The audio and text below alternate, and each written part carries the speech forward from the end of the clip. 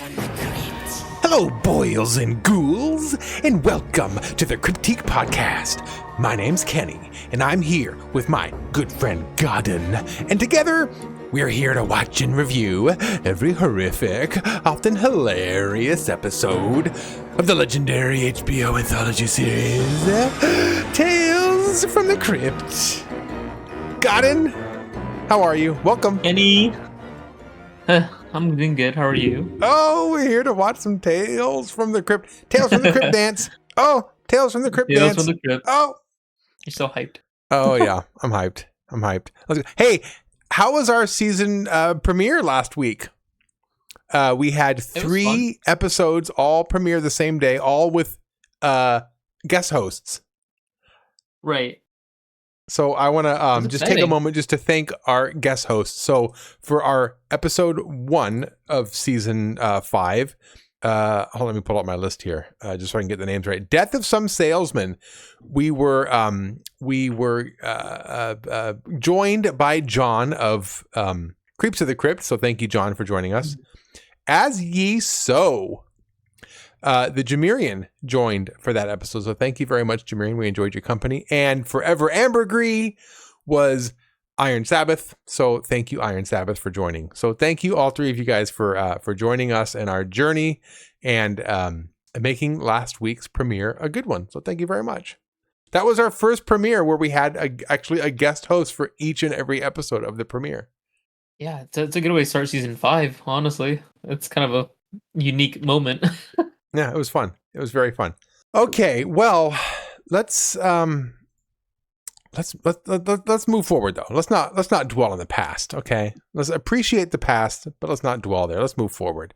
So we are here to talk about some Tales from the Crypt, and before we do, I just want to let you all know that we are not experts.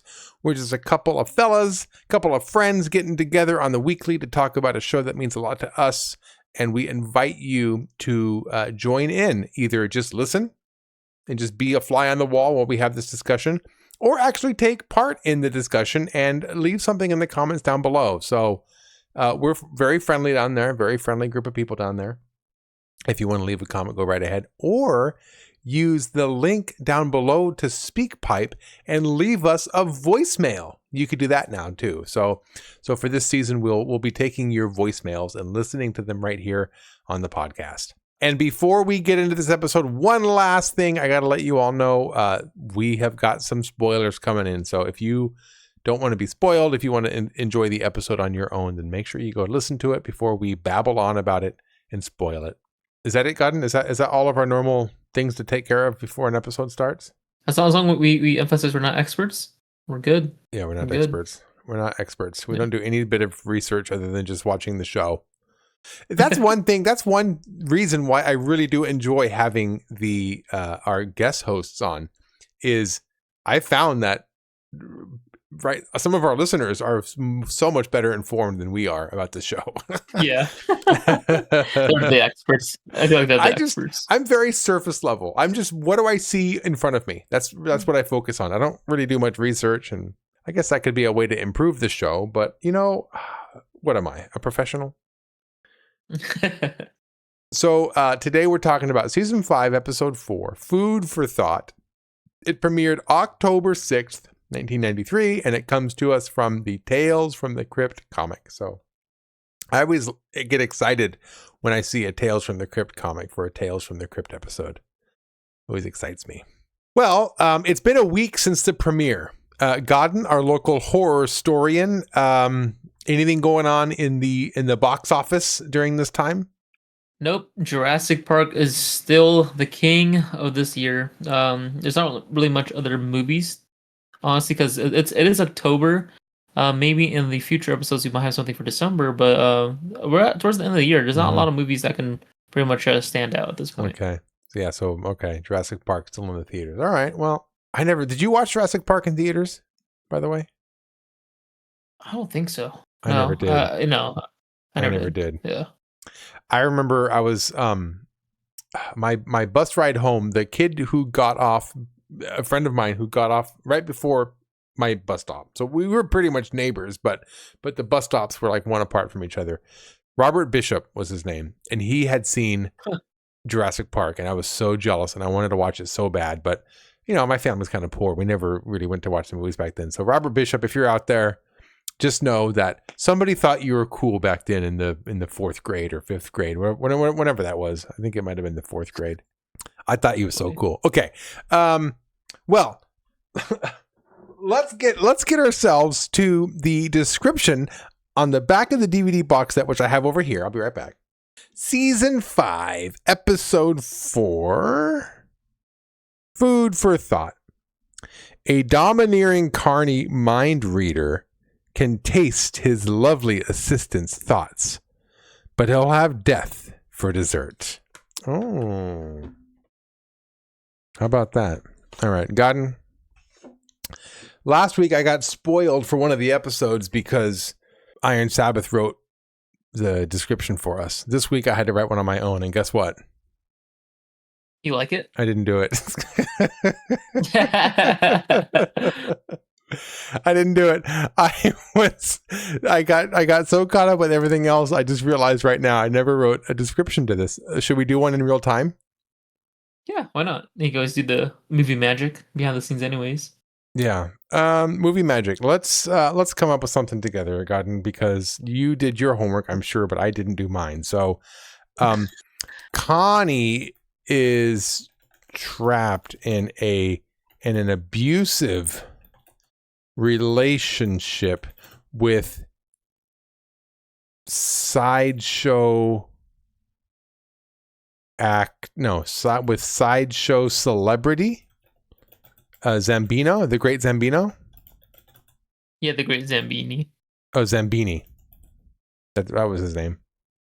She tries to work up the courage to leave, but he abuses. But he abuses his mind control powers to make her stay. When Connie meets fellow Sideshow performer, what was his name? Johnny? Yeah, Johnny. Johnny the Fire Eater. He convinces her to leave with him. But the Great Zambini has plans of his own. Wah, ah, ah, ah. What do you think about that? I mean, yeah, it's just as simple as it is. I mean, like it's like what you said that one time. It's not the greatest, so it's not really much to go. What can we... I wonder if we can add something at the end for food for thought. Can we work food for thought into the end of this? But the Great Zambini has plans of his own. If he can't control her mind, he'll feed it instead. How is that for food for thought? Oh my gosh, that's desperate. That's desperate. That is desperate. You want to go with that? Let's go for it. Copy paste it. Okay. That's draft 1, everybody. That's draft 1 right there. Right. Connie is trapped in an abusive relationship with Sideshow celebrity the Great Zambini. She tries to work up the courage to leave, but he abuses his mind control powers to make her stay. When Connie meets fellow Sideshow performer Johnny the Fire Eater, he convinces her to leave with him, but the Great Zambini has plans of his own. If he can't control her mind, he'll feed it instead. How's that food for thought? Oh, that was a bad one. Whatever. Whatever. We'll go with it. We'll do it live. Fuck it, we're doing it live. Okay. That summary, by the way, was way too long. What is yours? Honestly, just to capture the whole essence of Zambini, I came up with something short and sweet. I call it the horny Carney. The horny Carney. Oh gosh. All right. What are your general thoughts about this episode before we get into it? I don't know. I'm having like mixed emotions about this because on one hand, it's simple. It might cater to bland, but another part of me like enjoys this because of the characters. So I think I'll have a more confident answer in how I feel about this. Oh, as we talk about this, I'd rather talk about it and see, where I end up on the spectrum for this. Yeah. I know what you mean. Yeah, the episode's okay. It does have that Carney vibe to it. We had a couple of episodes that were kind of carnival related. From the very first season premiere of season 1, there was Dig That Cat, He's Real Gone. So it's got that kind of sideshow vibe to it. It's also got the sideshow vibes from Lower Birth. So it feels like an episode that we kind of already are familiar with. I do like this one better than Lower Birth. I'd rather watch this than Lower Birth. It's not better than Dig That Cat, though. Dig That Cat's much better than this one. But yeah, I think it's an okay episode. I see what you mean about the characters. It's got decent characters, and I do enjoy it for that as well. Well, let's talk about the Crypt Keeper intro. He has a victim or a patient, so to speak, strapped down to a table. He's a dentist, and the person's mouth is strapped open. He says, frankly, your Hax-rays look terrible. You've got to pay closer attention to your oral hygiene, or you'll end up looking like me. I want you to brush after every meal, floss and gargoyle twice a day. I like the gargoyle twice a day, by the way. Yeah. Yes. Looks like I'll have to drill. This won't hurt me a bit. In the meantime, to take your mind off the pain, I've got a dose of nitrous oxide for you. It's about a sideshow mind reader who's lost his head over a pretty girl. I call it food for thought. This moment's okay. I really like when he, because the camera goes to first person to his patient, and you can really get a good close up on the Crypt Keeper. I love this part because you can see all of his, like, just the mechanics of his face and how his lips and everything moves. I think it was really, really good. They did such a good job with this. His mouth doesn't just move open and close. His lips and everything articulates like the vowels and the consonants sounds that he's making. I think it's so impressive. Godden, what do you think about the intro? I had fun with it. I think I realized this is also this outfit is the cover for season 5, the DVD box set. Is it season 5? One of the seasons had his. No, season 5 is the one that looks like that there. So, then I wonder which season I'm thinking of. Yeah, one of the seasons did have his doctor outfit. I wonder if he used it in that season too, and they just kind of recycle the props. You know what I mean? I see. Yeah. Yeah, I was wondering that too, because I did notice that. Dang it! I thought it was the first season 5. I was like, oh, look at that! I caught it, but nope. But I do like his little side quests like this, and. Yeah, I mean, I think he's a great dentist, honestly. I wouldn't go myself. I'd recommend people to go to him. Just for him to perform more, I don't know, his little... He looks like he has a lot of fun being a dentist, more than anything else. Looks like he has a lot of fun being a dentist. Yeah, I don't see how it relates to the episode. Maybe a little bit because of the fact that food for thought, what you eat, goes through your mouth, and he's kind of inspecting your mouth. I don't know. That's kind of... Maybe if he was a brain surgeon, maybe it would have been a little more, on point. Oh, yeah. That would be nice. Mm-hmm. Well, that brings us to the opening panel, which is very violent. There's a screaming, laughing man, and out of his mouth is a body on fire, and then in his eyes you see somebody screaming. So very, very suggestive cover art. Oh, and you can even see kind of his face paint there, huh? I didn't really notice the face paint when I was looking at it before. What do you think about it? It's pretty cool. I think this is one of the few, if not the first one, for the opening panel that actually doesn't depict like a moment or a scene in the episode. This is just a more like an overall an overall moment to capture the character. Because usually the opening panels will have like, you can tell which scene this is. I guess you can take one part of this and it would describe the scene, but it's not like this is kind of what happened. Like you can't like dissect this picture and know exactly how it goes down for the episode, but there's some elements that do happen in a sense.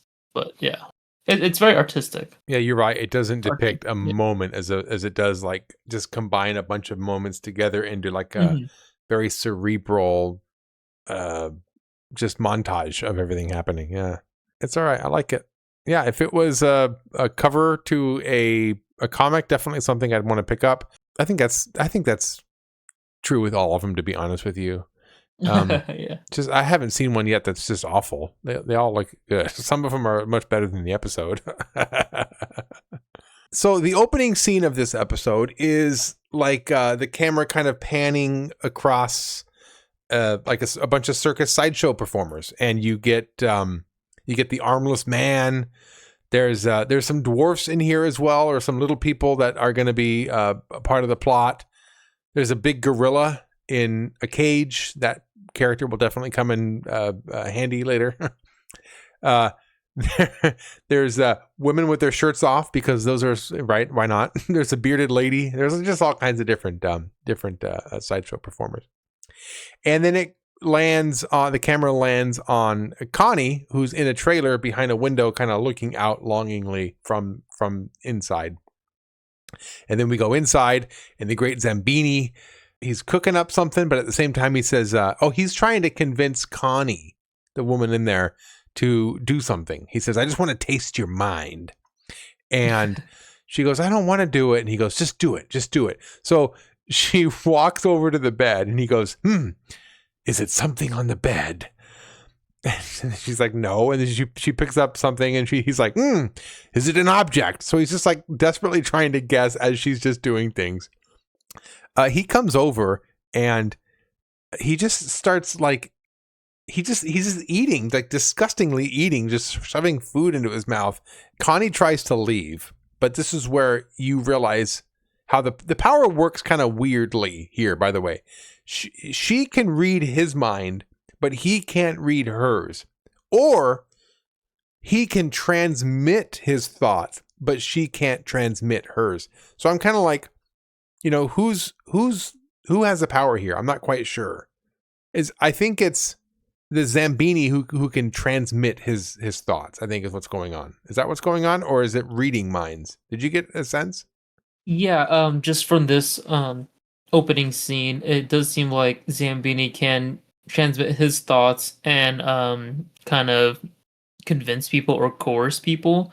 But yeah, it's like she has to be actively thinking for him to read their thoughts. So it seems like he has the power to kind of get into someone's mind, per se. But I guess he just wants Connie to play along, because maybe it's a little game he likes to do, when they're just done for the day. Yeah.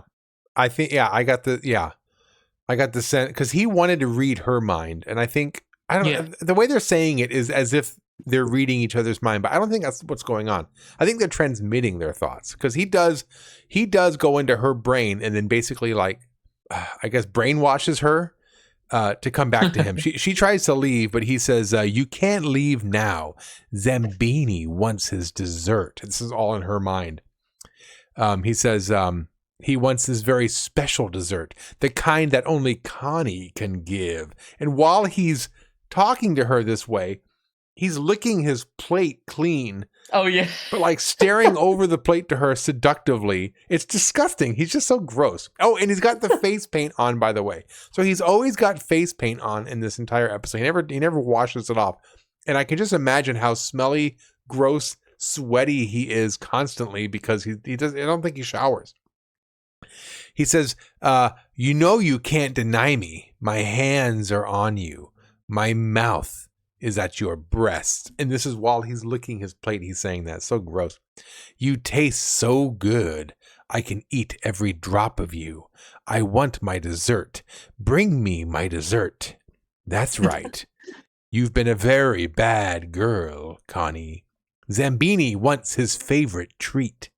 So he talks her into coming back to him, and then she starts to like kiss him. She pushes him, or he pushes her down onto him. And he says, and Connie, no stopping this time. You'll finish when Zambini tells you he's finished. So he's definitely using his powers for just the most disgusting ways. We've had scenes like this in other episodes where the man kind of forces himself onto a woman, but this is also kind of gross where he's manipulating her to come be with him, and he's just a disgusting man. He's so gross and so foul in this episode. I think just right off the bat, we know what kind of person Zambini is. You know, he's very lustful. He really just, I mean, yeah, he uses his power or his tricks to get what he really wants. And like you mentioned, like he's just kind of a sloppy. He's a slob. Like he's just a kind of a pig, really. You know, in his own way. So you definitely don't want to root for Zambini whatsoever. Because sometimes there are some episodes you kind of want to root for the bad guy just for the fun of it. But you're like, you can just do better without him. That's true. Yeah, but there's not much redeeming qualities yeah. about him. Yeah. Yeah. Oh, and while he's telling her that she'll be finished when he's finished, he's like, he grabs a box of chocolates and he starts like eating the chocolates and just like, it's so gross. So that's the introduction to Zambini and Connie and their relationship. So the next scene, we get to see their actual sideshow. So Zambini comes out and he introduces Connie as Zoltana. And he basically says, I'm going to transmit my thoughts to Zoltana. And Zoltana will be like my radio. And one of the fans in the audience says, if she's a radio, I want to twist her dials. It's ridiculous. It's so stupid. So Zambini uses this guy as kind of, the act. He kind of picks on him and says, what's my friend wearing? And Sultana says, dirty underwear. And then he pulls something out of his pocket. He says, what is this? And Sultana says, it's a Bible. Oh, she's blindfolded this whole time, by the way, so she can't see it. But she knows it's a Bible. And then Zambini tells the man to pick a passage from the Bible. And so Zambini reads it, and then reads it to himself. His thoughts transmit to Connie, and she basically reads the passage, forgive us our trespasses as we forgive those who trespass against us. That passage is about forgiving other people because you are a sinner as well. Is it not? The idea is just forgiveness, right? Like even though the harm might be done to you, you should just forgive because at one point or other you probably have done it to them by accident. Right. So I was trying to get that to relate to this episode, and I guess I was having a hard time with it. Like, I don't know, because Connie is the victim here. It's not like she did something to deserve being, put under Zambini's spell.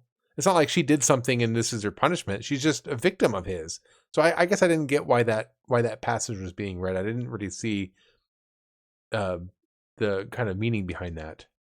Don't know why they would choose this. It doesn't seem far-fetched as an idea for this kind of episode, but it lines up with Tales from the Crypt as a whole. Just like, yeah. Right.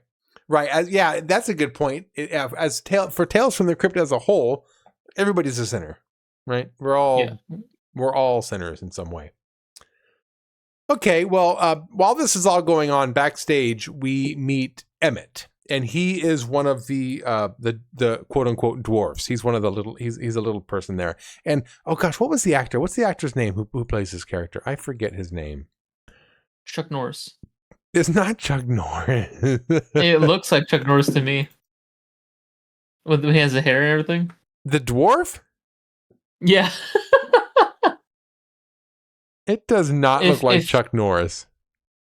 If you can have that Jason Statham from that one episode, I can have my Chuck Norris. Phil Findacaro. That's his name. I know him from Troll. He was Malcolm from the Troll, who also played the Troll, and he was also in Willow. So I definitely know of this actor. Yeah, I see. Anyway, what was I getting at? What happened? Oh, we meet Emmett. Okay, so he is one of the sideshow performers, and he's like throwing peanuts at the ape in the cage. The ape, by the way, is Numbunga. So he's throwing peanuts, kind of teasing or like basically harassing Numbunga.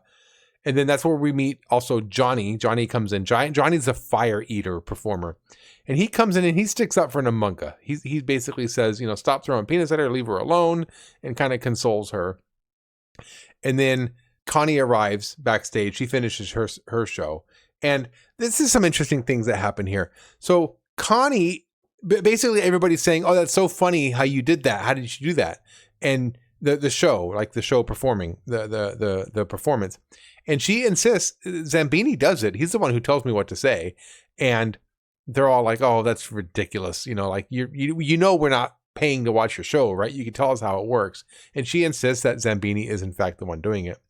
And that's when Zambini comes in. He says, let's go, Connie. We have better things to do than to talk to these lowlives. Connie wants to stay. She says, I want to stay. And Zambini stops and says, that wasn't a question. And that's where Johnny comes in to stand up for her. She says she wants to stay. Let her stay. And Zambini says, you do better to mind your business, boy. And they go off together. So I like this moment too, because it really sets Johnny up as a good person. Like he stuck up for Numbunga when Emmett was picking on her. And then now he's sticking up for Connie when Zambini's being kind of a jerk. So yeah, this is kind of a standout guy who stands up for people who are being harassed in some way, or some people who are you know, being treated wrong. What do you think about this scene backstage?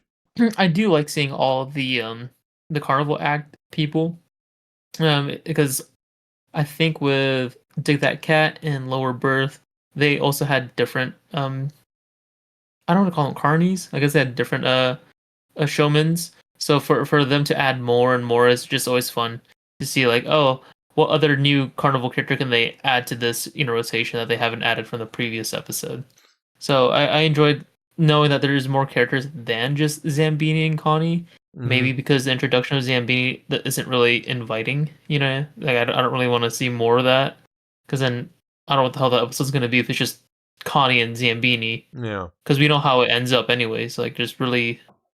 There's nothing more to expect than, like, an abusive relationship at that point. I don't want to, like, continually watch that. So I do like Johnny, who came out of nowhere. I think my favorite is still Emmett, because I don't know why he reminds me of Chuck Norris, like a small Chuck Norris. He just has the bone structure, you know, with the side profile and everything. So it was... Oh, actually, you know, think about it now. I like when we're introduced to them for the backstage, because the twins, right, she would inhale the cigarette and then the other twin blow out the smoke, and I thought it was really cool. Oh, I missed that part. I do remember the twins being introduced. Yeah, they're the conjoined twins.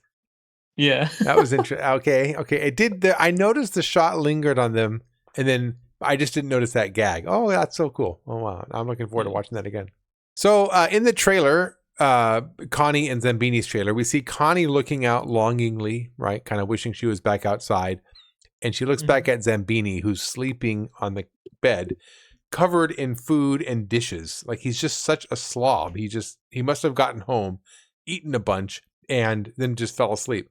Oh, something I didn't mention. The first time we get introduced into him and his eating habits, he's eating food off the plate. He has no utensils, and he's pouring like whiskey on his food. So he's like, his level of consumption is just, that's all he wants to do is just eat, drink, and he just wants to do it all at once. And he wants to also just have sex all the time. Like, he just wants all the pleasures. Like, he's such a hedonist. He's so gross in that way. Like, anyway, so yeah, they probably just got finished having sex while he was eating and drinking, and then now he's sleeping. He's just so gross. So Connie takes this moment while he's sleeping to escape. She like leaves to go basically back to the backstage to talk to Johnny. So she goes back, starts talking with Johnny, and Johnny says that he's actually trying to get out of the circus. He doesn't want to be a sideshow act anymore. He's going to go to his to live with his brother, who works for the government. which was kind of a weird place to have the brother work. The point is, he knows where he can get a job. He's going to go get a real job, not being a carny, and he invites Connie to join.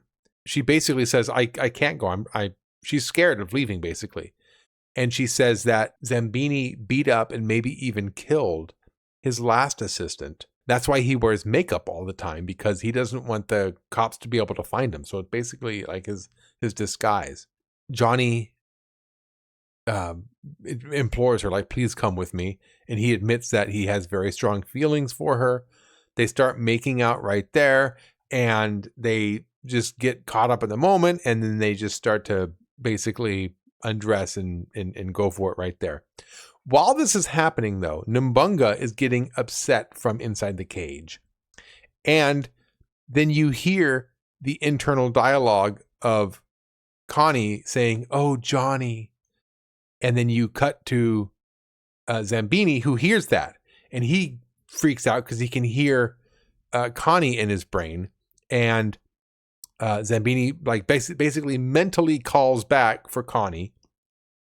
So then Connie stops and then runs back to the trailer. And things are a little strange here, because you're made to think it's Connie. Is it Connie's voice that's coming from inside her head? Is it actually Connie's voice? It should be Connie's voice. Yeah. Because I also got the sense that it could be Nambunga's voice, because Nambunga seems to have an attraction to or a fondness of Johnny. So I was not sure, like, how does Nambunga fit into this whole brain telepathy thing? Because she does come in at the end as well and having dialogue. So I'm just wondering, like, is it actually Connie's voice that's coming through? I don't know. I was trying to, like, the second and then third time I watched it, I was trying to really listen to see if it was her voice. I think it is, but it's made to seem like maybe it's not supposed to be. I don't know. Did you have any better thoughts on that? I think from my first time watching it, and without knowing how the ending goes, I'm more likely to think it is Connie. But with how the ending happens, maybe with all his drinking or all his, like, habits of just engulfing in pleasures, that maybe he got the brainwaves mixed up somehow, and maybe she just sounds identical or something like that. I mean, I don't know what kind of voodoo magic happens for that case, honestly, but but realistically, I think as a first time viewer, you're more likely to think that it's Connie. 100%. Yeah. And then maybe towards the end, you're like, maybe there was some moments where there was a interference and connection, and it could be Nambunga. Yeah. Nambunga. Yeah. So I don't know. I feel like. Well, I mean, we'll see. We'll see how we interpret the ending, honestly. Yeah. So Connie goes back to the trailer, and Zambini asks where she was, and she says, "I had to get out. You were snoring like a fat, stinking pig," which isn't a lie. That's exactly what he was doing. And I actually really like this dialogue from Zambini. He says, "Oh, how you abuse me. And on this, the night of our greatest triumph, tonight, just minutes ago, I swear I heard your thoughts." And I like that dialogue, by the way. I love his delivery. I like that moment is really good. I liked it a lot. And Connie says, "I don't want you to read my thoughts." And he says, "Oh, you've got something to hide?" And he grabs onto her and starts squeezing her. And she says, "You're hurting me." And he says, "I'm just beginning." And then it fades out. So kind of a cheesy ending for that moment. I felt like it was a little more dire than that, but it just, the way it faded out made it seem kind of like, and scene, like it didn't really leave an impact on me as much as I thought it should, because of the way it ended. It was so silly. Something happened to the last assistant where she does not want to end up in that same scenario or result, really. So I just hope she gets out at this point, like, you just want the best for Connie. Yeah. That we cut to the next scene, and this is where we get a little more Emmett shenanigans. So the conjoined twins are in there taking a shower. They look down and they see Emmett looking back up at them, and he's got his little glasses on, and he even like rubs his glasses lenses so he can see up to them. And they basically scold him, tell him to get out, and he says, "I just want to bet." What do you think the bet was? To me, I thought the bet would be like, he bet somebody else that they have two breasts. Each one has one breast. And I bet you somebody else was like, no, they probably have four breasts or something like that. I imagine that being the bet. So he went in there to see for himself. What do you think the bet was? I actually did not think of that, but that probably is more realistic. I just thought it was like, can he sneak in and take a look-see more so than what's underneath. But yeah, I mean, since they're all carnies, you would think the more abnormal, like I don't know how to phrase it, but yeah, maybe that is just. I'm more likely to believe that that is actually the case where they made a bet on whether there's more deformed features on them. So yeah. And during this scene, we see Connie again, and she's got a black eye. So what's his name? Zambini punished her probably the previous night for being out like that. And she basically tells Johnny, I'm going to run away with you. I've had enough. I'm leaving him. I'm going to run away with you. The two start making out. And while they're doing this, while they're making out, you hear Connie's voice, or at least you think it's Connie's voice saying, we'll leave together. I love you so much. And Nambunga starts getting upset. She starts shaking her cage. And then Zambini hears the Connie's voice as well. And he gets upset. And he says, she thinks she can leave me. He gets all upset. And later on, when Johnny's by himself, Zambini actually comes out and pours a bunch of gasoline or something all over Johnny, and basically says, you're playing with fire, you're going to get burned. And he throws a match on him. He catches on fire and he kills Johnny because he's able to read Connie's thoughts. So he knows that they're up to something. What do you think so far? He's very possessive. So I guess, I wasn't expecting that for Johnny, but when that was happening, I thought people were going to come out and like, Zambini, what are you doing? Like, how could you do this? But it just was just left at that, where he's just screaming in agony while he's burning for like 30 minutes. So I'm not sure why no one came out in time. But yeah, I guess Zambini technically gets away with murder because there's no witnesses. So, again. But I thought it was, in the next scene, I did think it was kind of funny. They're all gathered around this charred body, and Connie knows it was Zambini. And Emmett, I like this part, Emmett says, no, it was an accident. He was a fire eater. Stuff like this happens. Like, he's a fire eater because he's very careful around fire. So we're supposed to assume that he burned himself to a crisp. Like, this is clearly on purpose. Like, I just thought it was funny that he's like, nope, stuff like this happens. He's a fire eater. It makes sense that he's burnt to a crisp. Yeah, it makes you wonder, like, what other acts has he seen where it ends up like this for a fire eater? So clearly Emmett has seen this before, and sure, why not? Emmett doesn't seem to lie, so. Emmett, yeah, he probably saw it. He probably won a bet. Told you. Fire eater dies from fire. So back at the trailer, Connie is packing up to leave, and she goes to the door, and Zambini, in his mind control voice, says, don't walk out that door. You're mine. And Connie says, not anymore. And she leaves. So she finally broke his mind control. I wonder if it was mind control to begin with, or it was just like she felt powerless to be able to leave him. I don't know. It's kind of hard to tell. But at this point, it seems she's got something else to live for. She lost the person that she was starting to have feelings for, and she's had enough, and she just wants to leave. So now that she's gone, we have Zambini just completely drunk, lying on the floor, and he tries his mind powers, and he says, Connie, wherever you are, come back to me.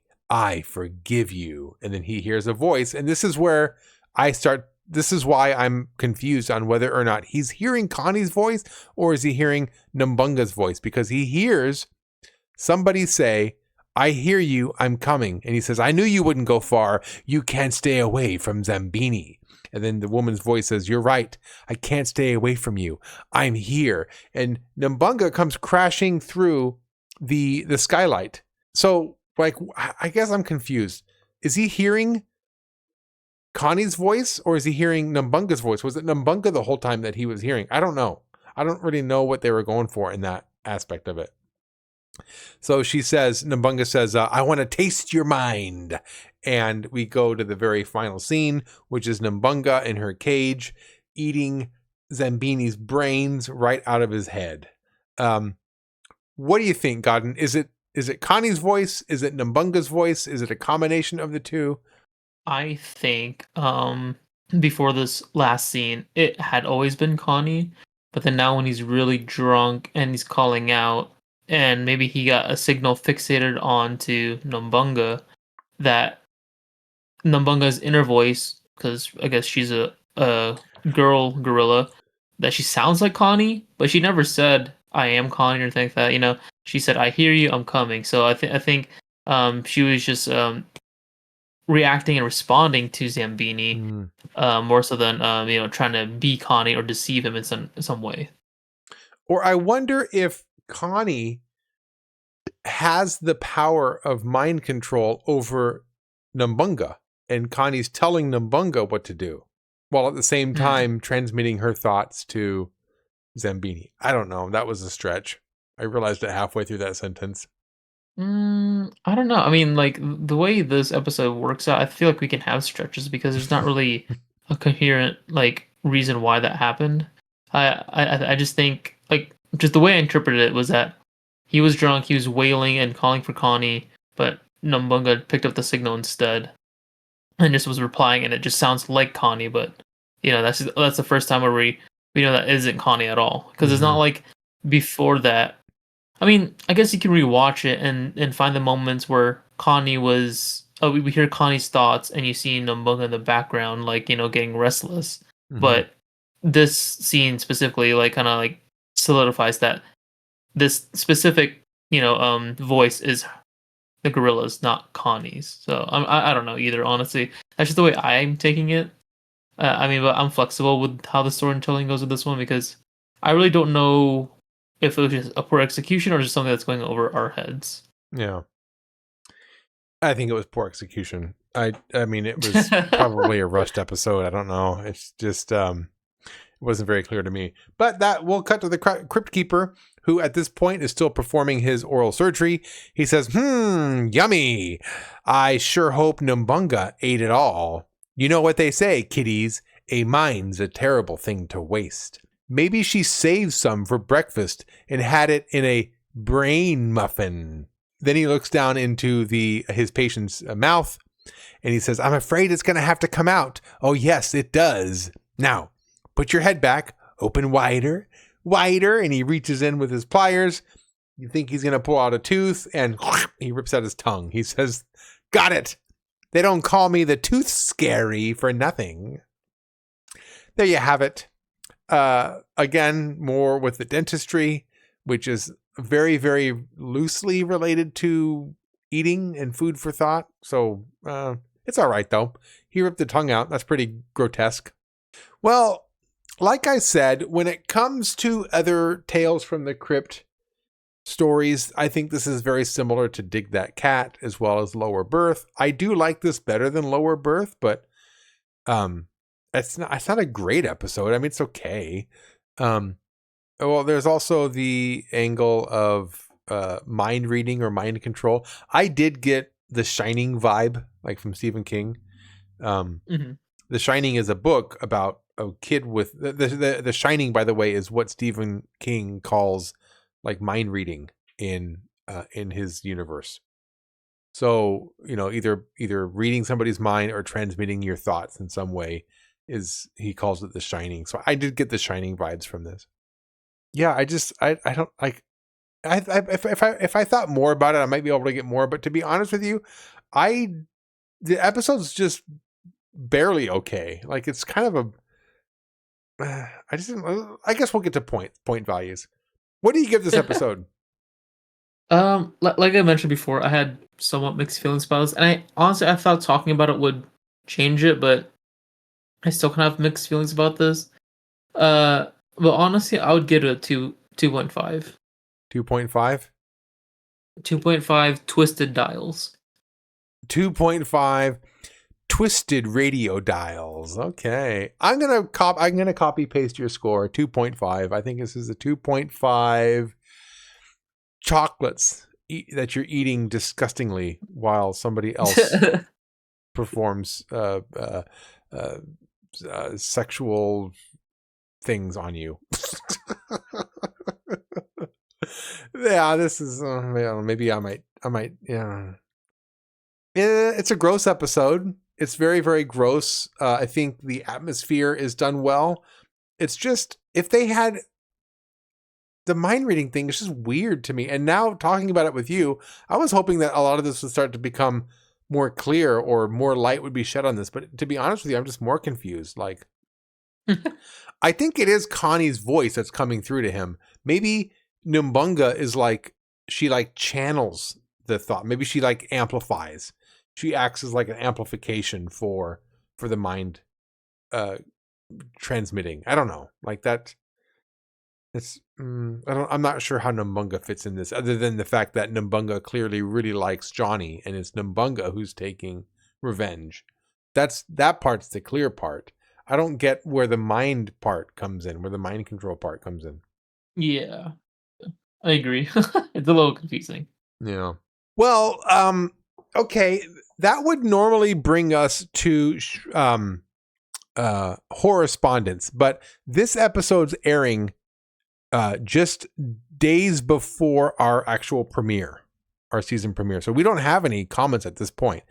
So I just want to throw it out there. If you haven't tried the voicemail with the link down below, use that and send us that. I'm looking forward to giving that a try and actually playing back some comments. So if you have a comment about this episode or any of the first three episodes of the season, comment below, or not comment below.